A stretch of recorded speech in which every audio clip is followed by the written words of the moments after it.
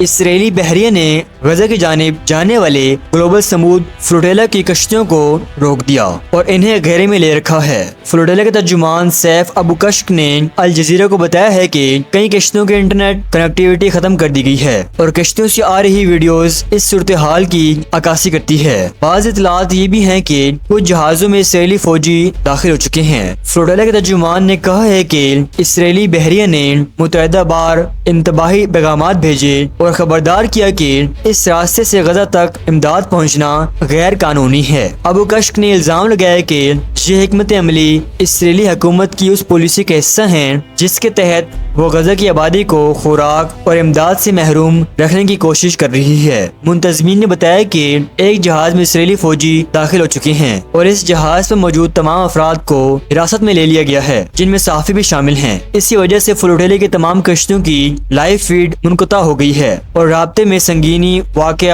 ہو رہے ہیں۔ فلوٹیلا کی اسٹرائکنگ کمیٹی کے رکن تیاگو اویلا نے ایک آڈیو پیغام میں بتایا تھا کہ وہ اسرائیلی ناکہ بندی کے قریب پہنچ رہے ہیں اور اسی کے فوراً بعد اطلاعات آئی کہ بحریہ نے کشتیوں کا گھیراؤ کر lیا ہے۔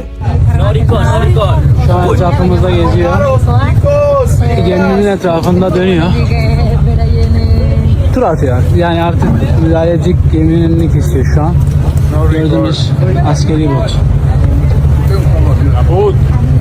صبح کے وقت فلوٹیلا کے اہم جہاز الما کو اسرائیلی جنگی جہاز نے کئی منٹ تک جارحانہ انداز میں گھیرے میں رکھا جس کے باعث اس کے کپتان کو آئیویسیو منور کرنا پڑا اور جہاز کی کمیونیکیشن اور لائیو اسٹریم متاثر ہوئی۔ اسی جنگی جہاز نے فلوٹیلا کی ایک اور کشتی سیریس کو بھی تقریباً 15 منٹ تک گھیرے میں رکھا۔ منتظمین نے بتایا کہ فلوٹیلا اب راستے پر ہے اور بدھ کی دوپہر کو وہ غزہ سے تقریباً 90 ناٹیکل میل دور تھے۔ ان کا ہدف جمعرات کی صبح تک غزہ کے ساحل تک پہنچنا تھا۔ اس قافلے میں 40 سے زائد کشتیاں اور تقریباً 500 افراد شامل ہیں جن میں اٹالین سیاستدان، سویڈن کی ماحولیاتی کارکن گریٹا تھنبرگ اور پاکستانی سابق سینیٹر مشتاق احمد بھی شامل ہیں۔ اٹالین اور یونانی حکام نے مطالبہ کیا کہ کارکنوں کی حفاظت کو یقینی بنایا جائے اور مشورہ دیا جائے کہ امدادی سامان قبرص میں اتارا جائے تاکہ چرچ اور امدادی ادارے اسے تقسیم کریں۔ اسرائیل کا موقف بارہا یہی ہے کہ اگر امداد ہے تو اسے قبرص یا اسرائیل کی بندرگاہوں کے ذریعے پہنچایا جائے، اور اسرائیل نے فلوٹیلا کو براہ راست غزہ تک جانے کی اجازت دینے سے انکار کیا ہے۔ اس کی وجہ سے یہ بتائی جاتی ہے کہ فلوٹیلا حماس کی کارروائی ہے، مگر اسرائیل نے اس دعوے کے حق میں کوئی واضح ثبوت پیش نہیں کیا۔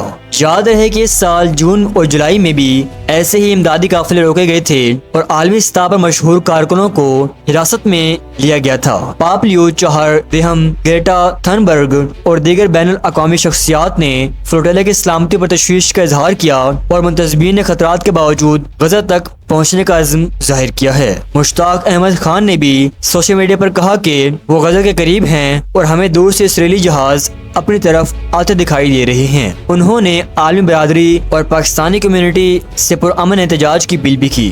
ہم غزہ کے پانیوں میں پہنچنے والے ہیں اور دور دور سے اسرائیلی ملٹری شپس وہ نظر آنے شروع ہو گئے ہیں۔ ہو سکتا ہے آج رات کو ہمارے اوپر وہ ایکشن کر لے۔ اسرائیل میرا موبائل جیم کر سکتا ہے، غزہ کی طرف میرے سفر کو جیم نہیں کر سکتا۔